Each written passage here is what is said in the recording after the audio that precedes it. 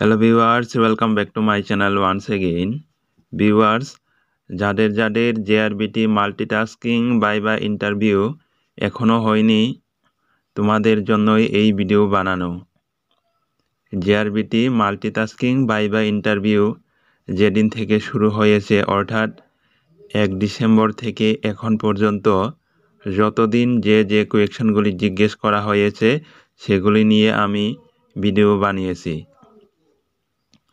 যারা ভিডিওটি দেখেনি, তোমরা এই ভিডিওটির ডেসক্রিপশন বক্সে লিংক দেওয়া রয়েছে, সেখান থেকে সবগুলি ভিডিও দেখে নেবে।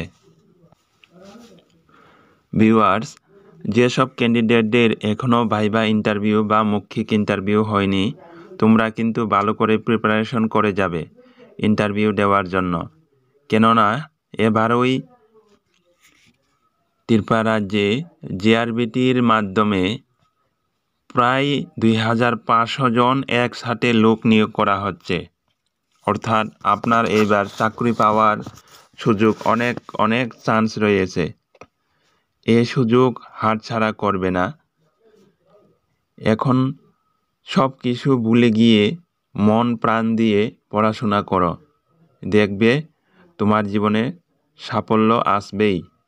কেননা এই সুযোগ তোমার জীবনে আবার নাও আসতে পারে। আমি তাই বারবার বলছি, একদম ভালো করে প্রিপারেশন নেবে ভাইভা ইন্টারভিউ এর জন্য। ভিউয়ার্স, যেসব ক্যান্ডিডেটদের ইন্টারভিউ হয়ে গেছে, তোমরা এই স্ক্রিনে দেওয়া হোয়াটসঅ্যাপ নাম্বারে তোমাদের কি কোয়েশ্চন জিজ্ঞেস করা হয়েছে সেগুলি পাঠালে খুবই উপকৃত হব।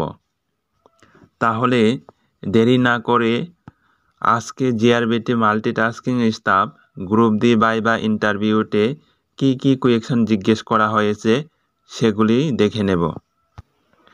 ত্রিপুরা রাজ্যের প্রাণী সম্পদ বিকাশ দপ্তরের মন্ত্রীকে?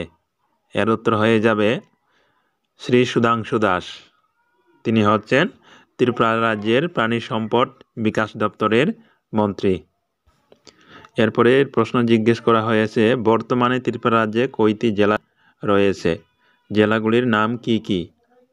ভিউয়ার্স, তোমাদের এই উত্তর জানা আছে সবারই। বর্তমানে ত্রিপুরা রাজ্যে 8টি জেলা রয়েছে। জেলাগুলির নাম হচ্ছে পশ্চিম ত্রিপুরা, সিপাহীজলা ত্রিপুরা, খোয়াই ত্রিপুরা, গুমটি ত্রিপুরা, দক্ষিণ ত্রিপুরা, দলাই ত্রিপুরা, ঊনকোটি ত্রিপুরা এবং উত্তর ত্রিপুরা। এরপরে জিজ্ঞেস করা হয়েছে, ত্রিপুরা রাজ্যের কয়টি মহকুমা বা সাব ডিভিশন রয়েছে? এর উত্তর হয়ে যাবে ত্রিপুরা রাজ্যের 23টি মহকুমা বা সাব ডিভিশন রয়েছে। এরপরে জিজ্ঞেস করা হয়েছে, ত্রিপুরা রাজ্যের বর্তমান মন্ত্রিসভায় কতজন সদস্য রয়েছে? ত্রিপুরা রাজ্যে বর্তমান মন্ত্রিসভায় কতজন সদস্য রয়েছে? এর উত্তর হয়ে যাবে 9 জন। এরপরে প্রশ্ন জিজ্ঞেস করা হয়েছে, উদয়ন্ত প্রসাদ কবে স্থাপিত হয়েছিল?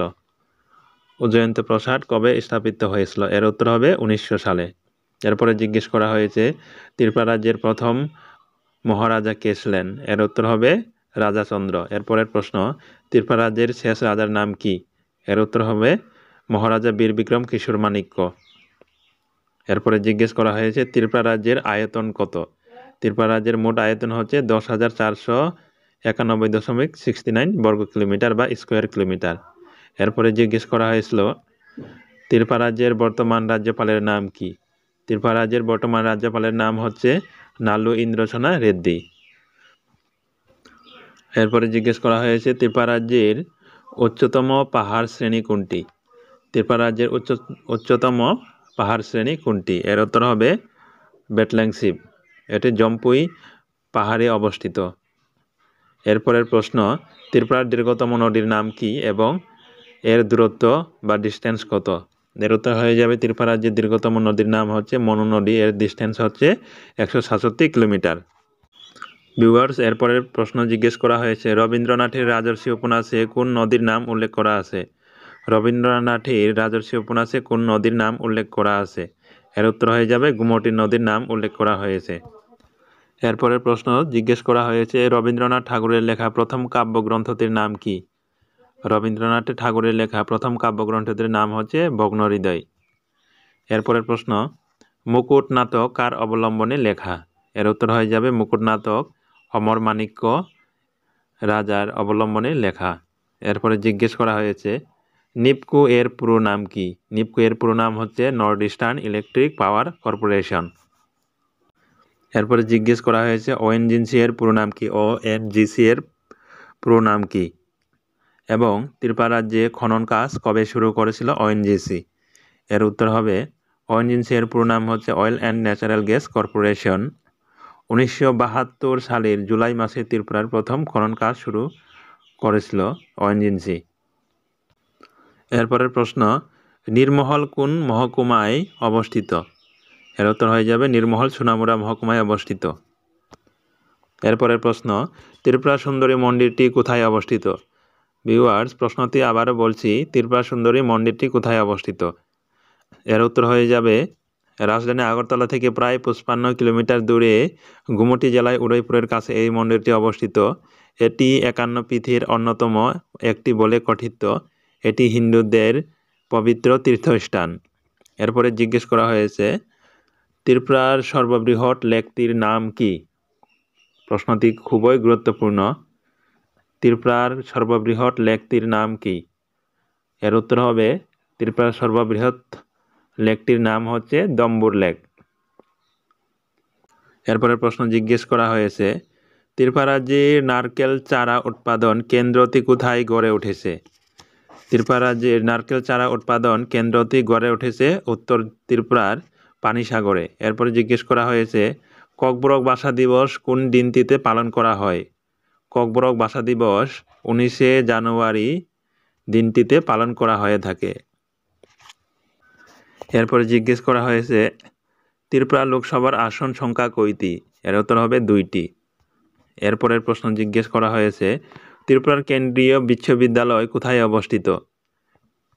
ভিউয়ার্স, প্রশ্নটি হচ্ছে ত্রিপুরা কেন্দ্রীয় বিশ্ববিদ্যালয় কোথায় অবস্থিত? এর উত্তর হবে পশ্চিম ত্রিপুরার সূর্যমণিনগরে ত্রিপুরার কেন্দ্রীয় বিশ্ববিদ্যালয়টি অবস্থিত। এরপরে জিজ্ঞেস করা হয়েছে রুদ্রসাগর লেক কোথায় অবস্থিত? এর উত্তর হবে মেলাগড়ে। আগরতলা থেকে প্রায় 45 কিলোমিটার দূরে এই রুদ্রসাগর লেকটি অবস্থিত। এরপরে জিজ্ঞেস করা হয়েছে ত্রিপুরার জনসংখ্যা বেশি কোন জেলায়? ত্রিপুরা রাজ্যের জনসংখ্যা বেশি কোন জেলায়? এর উত্তর হবে পশ্চিম জেলায়। এরপরে প্রশ্ন জিজ্ঞেস করা হয়েছে ত্রিপুরা স্টেট রাইফেল বাহিনী, যা টিএসআর নামে পরিচিত সংক্ষেপে, কবে প্রথম গঠন করা হয়েছিল? এর উত্তর হবে 1985 সালের 15ই এপ্রিল ত্রিপুরা স্টেট রাইফেল বাহিনী প্রথম গঠন করা হয়। এরপরের প্রশ্ন আগরতলা কোন নদীর তীরে অবস্থিত? আগরতলা কোন নদীর তীরে অবস্থিত? এর উত্তর হবে হাওড়া নদীর তীরে অবস্থিত।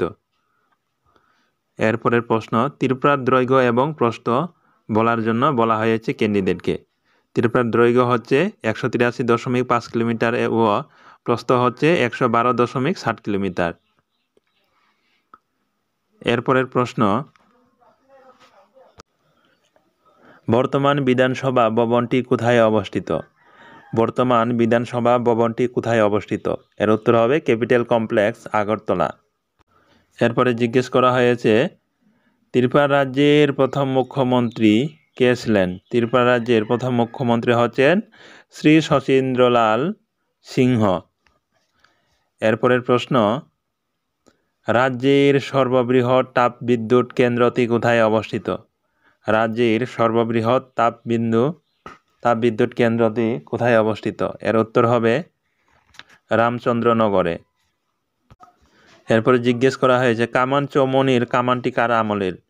এর উত্তর হবে গুড়ের রাজা হোসেন শাহের আমলের। ভিউয়ার্স, এই প্রশ্নটি কিন্তু অনেক ক্যান্ডিডেটকে বারবার জিজ্ঞেস করা হয়েছে। এরপরের প্রশ্ন ত্রিপুরা রাজ্যের প্রথম নবোদয় স্কুল কোনটি? ত্রিপুরা রাজ্যের প্রথম নবোদয় স্কুল কোনটি? এর উত্তর হয়ে যাবে রামচন্দ্রঘাট, এটি খোয়াইয়ে অবস্থিত। এরপরের প্রশ্ন এই প্রশ্ন বারে বারে জিজ্ঞেস করা হয়েছে জিআরবিটি এমটিএস গ্রুপ ডি ইন্টারভিউতে। ত্রিপুরা রাজ্যের প্রথম মহিলা মন্ত্রী কে? এর উত্তর হবে বাসনা চক্রবর্তী। এরপরের প্রশ্ন একমাত্র প্রজাতির বানর দেশের মধ্যে অর্থাৎ ভারতবর্ষের মধ্যে শুধু ত্রিপুরায় পাওয়া যায়। তার নাম কি? প্রশ্নটি খুবই গুরুত্বপূর্ণ।